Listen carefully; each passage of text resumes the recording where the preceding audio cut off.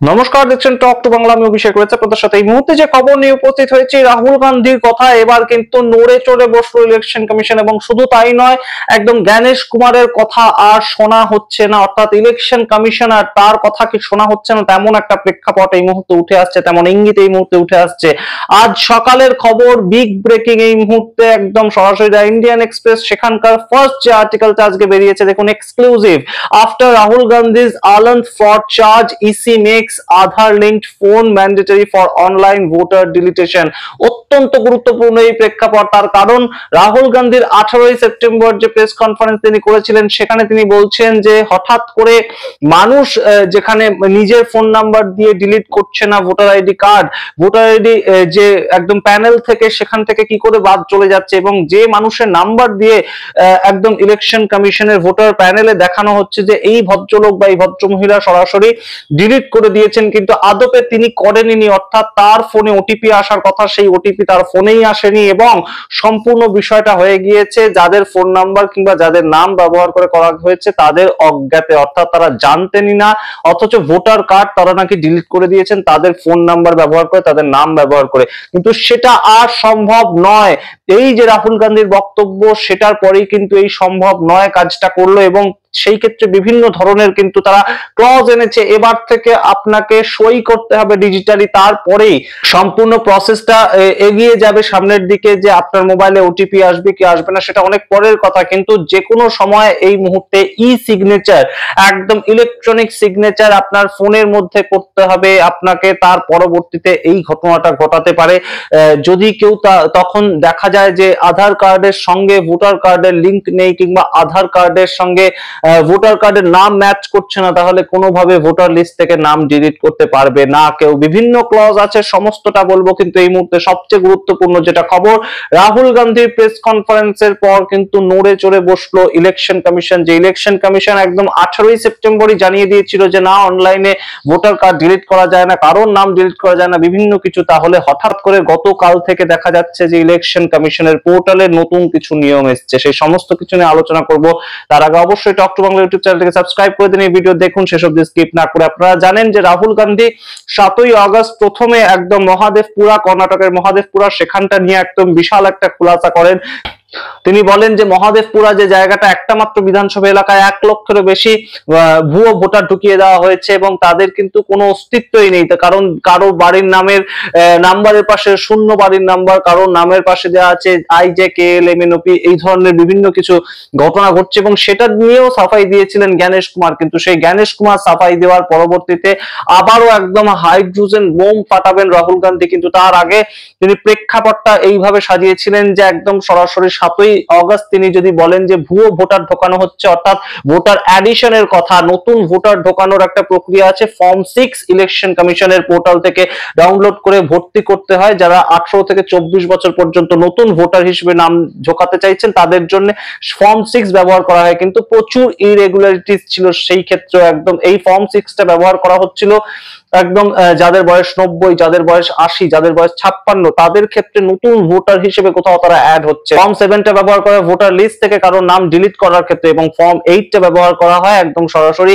এক জায়গা থেকে আরেক জায়গায় যখন ঠিকানা বদল করেন মানুষ, অর্থাৎ কেউ হয়তো বিবাহ সূত্রে অন্য জায়গায় চলে গেলেন, তাহলে সেই ক্ষেত্রে তার ঠিকানাটা বদল করতে হয় ভোটার আইডি কার্ডে, সেইটা যখন করেন তাকে ফর্ম 8টা ফিল আপ করতে হয়। এবং সেইগুলো কিন্তু করতে গিয়ে এতদিন পর্যন্ত কোনো ধরনের কোনো নতুন বাধা নিষেধ ছিল না, যেটা আগের নিয়ম ছিল সেটাই। কিন্তু এই মুহূর্তে দেখুন একদম সরাসরি খবর, যেটা আফটার রাহুল গান্ধীজ আনন্দ ফ্রড চার্জ, আনন্দে যে তিনি বলছেন যে 6018 জন এরকম নাম ডিলিট করা হয়েছে যারা জানেনই না যে তাদের নাম ডিলিট করা হয়েছে। সেই যে ফ্রড চার্জ, ইসি অর্থাৎ election commission makes Aadhaar linked phone mandatory for online voter deletion, অর্থাৎ আধার কার্ডের সঙ্গে আমাদের একটা ফোন নাম্বার লিংক করানোর মতন ব্যবস্থা আছে, এবং সেই আধার কার্ডের সঙ্গে ফোন নাম্বার যদি লিংক করা না থাকে তাহলে ভোটার কার্ড থেকেও কারোর নাম বাদ যেতে পারে না। ভোটার প্যানেল থেকে কারোর নাম বাদ দিতে গেলে আধার কার্ডের সঙ্গে লিংক যে ফোন নাম্বারটা আছে সেখানে ওটিপি আসবে, আসবে এবং সেটা যদি কেউ অথেন্টিকেট করে তাহলেই একমাত্র কিন্তু এই ভোটার কার্ড থেকে তার নাম বাদ যাওয়ার প্রসেসটা সম্পন্ন হতে পারে। এবার আপনাদেরকে জানাই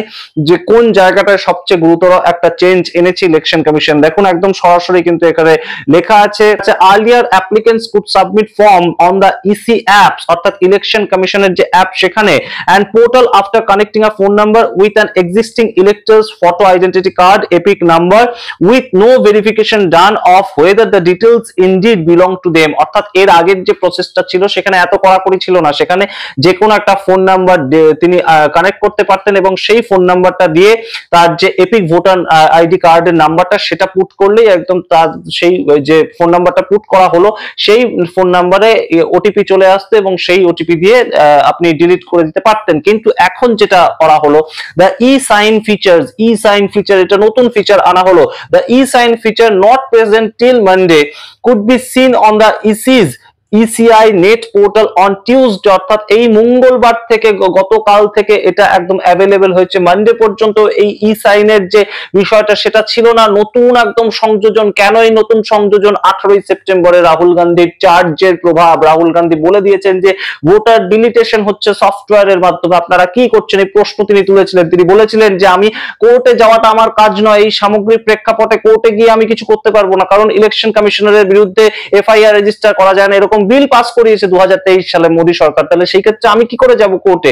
আমার কাজ শুধুমাত্র সংবিধানকে রক্ষা করা এবং সেটা মানুষের সামনে তুলে ধরা, আমি সেই কাজটাই করছি। তারপরেই একদম তড়ি ঘড়ি 18ই সেপ্টেম্বরের পরে তড়ি ঘড়ি 23শে সেপ্টেম্বর নতুন নিয়ম চলে এলো। দেখুন একদম সরাসরি ই সাইন ফিচার সেটা চলে এলো এবং সরাসরি দেখা যাচ্ছে যে an applicant filling form 6 for the new registration in the electors, অর্থাৎ ইলেকট্রাল যে প্রসেস সেটার মধ্যে নিউ রেজিস্ট্রেশন নতুন ভোটার ঢোকার ক্ষেত্রে ফর্ম 6 ফিল আপ করতে হবে, আর form 7 for objecting to proposed inclusion or deletion of a name in the existing rolls. মানে হচ্ছে যে এই ক্ষেত্রেও ই সাইন এখন কিন্তু বাধ্যতামূলক। এবং ই সিগনেচারটা কি আপনাদের বলছি, তার আগে আবার দেখুন লেখা আছে এবং তার সঙ্গে ফর্ম 8টা কিসের জন্য? For correction in the entries, অর্থাৎ কারো বাড়ির ঠিকানা ভুল হয়ে গিয়েছে, কারো বাবার নাম ভুল হয়ে গিয়েছে, কিংবা বাবার নাম ডিলিট করে স্বামীর নাম অ্যাড করা হবে, সেই যে বিষয়গুলো করা হয় তার জন্য ফর্ম 8। অর্থাৎ এই তিনটে ক্ষেত্রেই কিন্তু একদম সরাসরি যেটা এই মুহূর্তে ইলেকশন কমিশন বাধ্যতামূলক করলো ই সিগনেচার, অর্থাৎ ইলেকট্রনিক্যালি সিগনেচার করতে হবে, তা না হলে এই ফর্ম ফিল আপ করা যাবে না। এবং শুধু তাই নয়, একদম ভোটার কার্ডের সঙ্গে আধার কার্ড কানেক্টেড থাকতে হবে, ভোটার কার্ডের সঙ্গে আধার কার্ড লিংক থাকতে হবে এবং তার সঙ্গে আরেকটা কি বিষয় থাকতে হচ্ছে যে কারোর যদি নাম পরিবর্তন করতে হয়, কারোর যদি নাম ডিলিট করতে হয়, কারোর যদি নাম অ্যাড করতে হয়, প্রত্যেকটা ক্ষেত্রেই আধার কার্ডে যে নাম্বারটা কানেক্ট করা আছে যদি না থাকে তাহলে সেটা করতে হবে কি আধার সেন্টারে আগে। যদি কারোর আধার কার্ডে নাম্বার না কানেক্ট করা থাকে তাহলে সেটা করে তার পরবর্তীতে সেই নাম্বারে ভিত্তিতে কিন্তু ওটিপি আসবে সেই নাম্বারে। অর্থাৎ আগে যে বিষয়টা ছিল একদম আপনি ওয়েবসাইটে গেলেন, ইলেকশন কমিশনের ওয়েবসাইটে গেলেন বা অ্যাপে গেলেন, সেখানে আপনি ফর্ম 6 ডাউনলোড করলেন, ফর্ম 6 ডাউনলোড করে আপনার ইচ্ছে মতন আপনি একটা নম্বর দিয়ে দিলেন এবং সেই নম্বরের ভিত্তিতে আপনি নতুন ভোটার অ্যাড করে দিতে পারতেন, কিংবা একদম সরাসরি আপনি ফর্ম 7 ডাউনলোড করলেন, ভোটার ডিলিট করে দিতে পারতেন আপনার কাছে তৎকালীন সময় উপস্থিত যে নম্বরটা। কিন্তু এখন যেটা ঘটনা ঘটবে যে আপনি হচ্ছেন যে আমার ফোন নাম্বার আপনি হ্যাক করবেন, কিন্তু আমার আধার কার্ডটা আমার ফোন নাম্বারের সঙ্গে হয়তো কানেক্টেড নয়, আমার বাবার ফোন নাম্বারের সঙ্গে কানেক্টেড, তাহলে ওটিপিটা আসবে আমার বাবার ফোন নাম্বারে, কিন্তু আপনি তো হ্যাক করে বসে আছেন আমার ফোনটা।